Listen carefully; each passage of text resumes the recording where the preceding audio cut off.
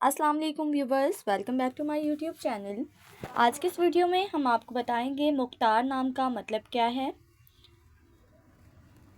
मुख्तार नाम का शुमार लड़कों के नामों में होता है। मुख्तार एक इस्लामी नाम है। मुख्तार नाम की इब्तदाई तारीख अरबी ज़ुबान से निकलती है।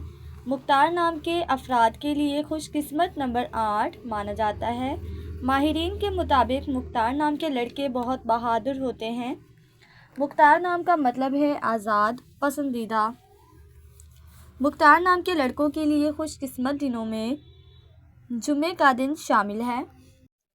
मुख्तार नाम के अफराद के लिए मुवाफिक रंगों में नीला और सब्ज़ रंग शामिल है। मुख्तार नाम के अफराद के लिए मुवाफिक पत्थरों में मरकत पत्थर शामिल है। खुशकिस्मती वाली धातों में हिंसों के हिसाब से चांदी शामिल है। फ्रेंड्स, अगर आप अपने नाम का मतलब जानना चाहते हैं तो कमेंट बॉक्स में अपना नाम लिखें। इंशाल्लाह हम आपके नाम की वीडियो ज़रूर बनाएंगे। Thanks for watching. अल्लाह हाफिज़।